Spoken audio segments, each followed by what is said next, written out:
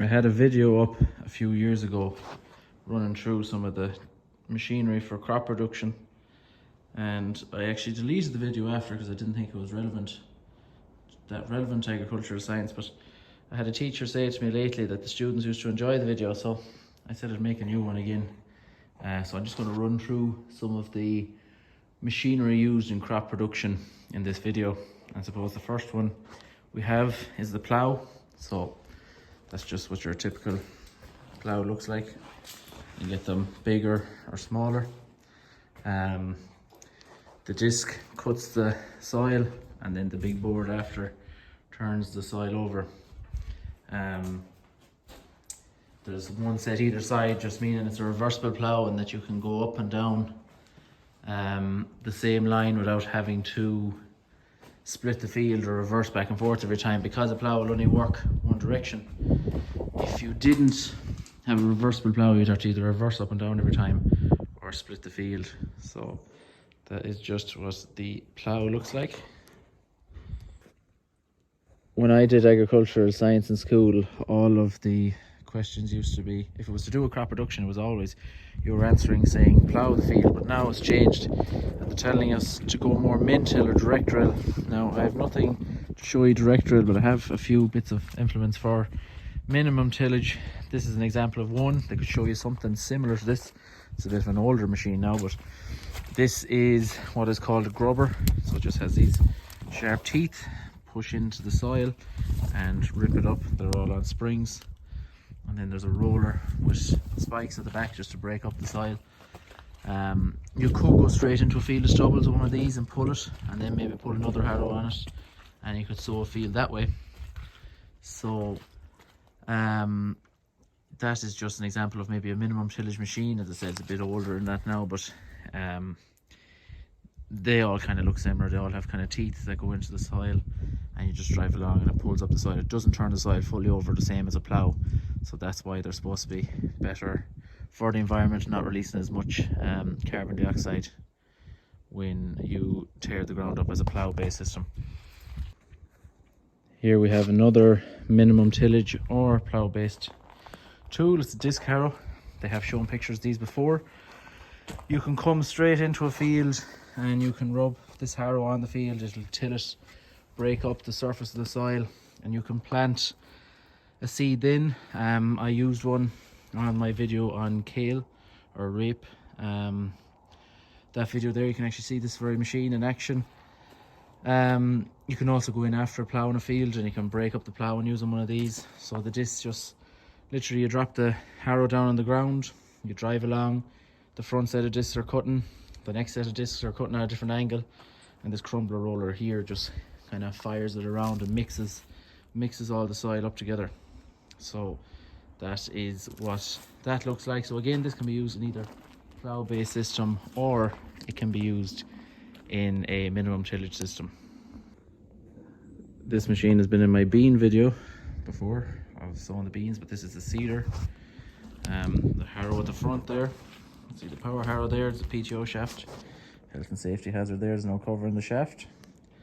But the harrow tines there just spin in a circle of the ground. This will be mainly a plow based system. This is not a direct drill. It wouldn't be suitable for direct drilling. But that is what that looks like. Seed goes into that hopper there, goes up to them pipes, flows out, goes down into the ground, feed them discs as I shown before. And the last machine for before harvest will be here. There's a roller, so that's just a trail ring roller. They could show you a flat roller either, but this roller here just has spikes on there and some leveling paddles just to level the soil surface. They might show one of them maybe. So it just helps break up clods of clay, helps cover seed from predators such as crows, be indirect control as well by killing slugs, indirect control by killing leather jackets, and also pushes stones down into the soil to allow machines to harvest without breaking anything. Here we have a fertilizer spreader, which will be also used in grass-based system and be used in reseeding. So after your soil test, you decide how much N, P and K you apply, and you can use your fertilizer sprayer to apply that. So fertilizer just goes into the hopper. There's little windows here and there's a see-through cover there, and you then apply the fertilizer, whatever fertilizer that your soil tests show you need. You apply, the fertilizer falls down an opening onto the discs here, and the discs then spin it around and throw out the fertilizer. So it comes out there, hits these discs, and these discs will throw the fertilizer out to a certain width which you set your spreader at. And that is the fertilizer spreader. Next we have the sprayers. So as much as we try to use integrated pest management, to use indirect and biological controls, sometimes we have to use chemical controls, and that brings us to the sprayer. So there's two types of sprayer here. There is a self-propelled sprayer and there is your tractor sprayer.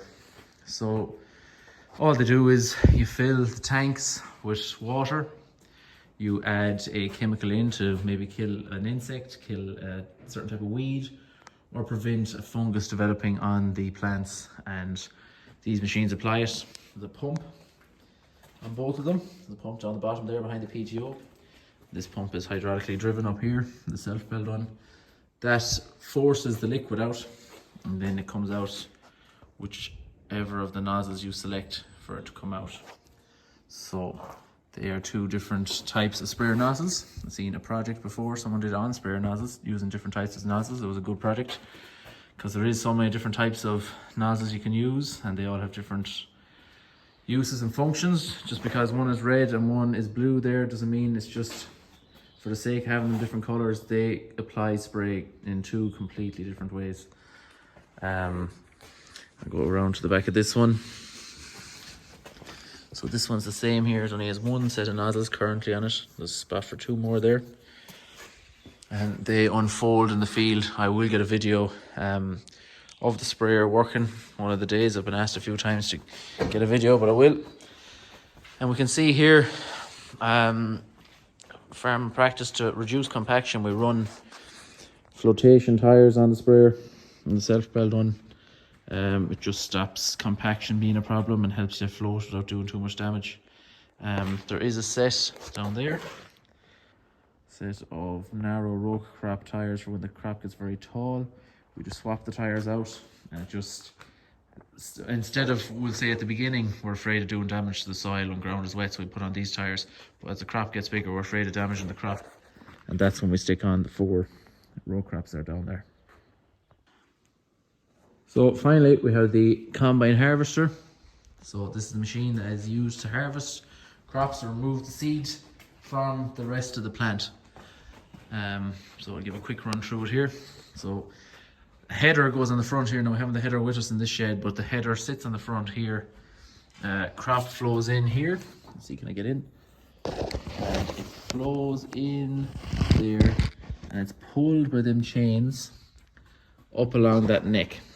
Now, I often have people ask me, how does the combine take seed off the plants? So this happens in here, and I have this left open just to keep rats out during the winter mainly.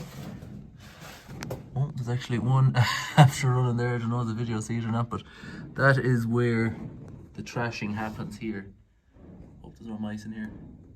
So them bars with the teeth to spin and hit the crop. The crop then gets pushed down along there. Now it's a bit dirty still, I cleaned it out, but the mice must have pulled out more stuff, and it's kind of like a mesh wire. It's hard to see there, but you can see it, that the crop gets pushed off, and that drum is spinning. There's 7 bars, I think, or is it 6 bars that spin along there and force the grain against that mesh. That causes the grain to break off from the plant, and it falls down through that mesh onto this pan here. Now again, this was clean, but I don't know how there is so much stuff going back in, because I blow this out at the end of every harvest very regularly at the end, and it's still, stuff still builds up. So I will show what happens at the back. Then the grain falls down there and that gets rocked and moves. I'll show the next step here. So hopefully we don't come across any more mice, but so at the back here, that's the front there where we were looking at a minute ago. And the grain moves along here, it's blown by a big fan. And that brings us to these sieves, where the grain is shook over these sieves. You can change the setting of them. And it falls down there onto another set of sieves, which look the exact same as this. And that separates any dirt from the grain.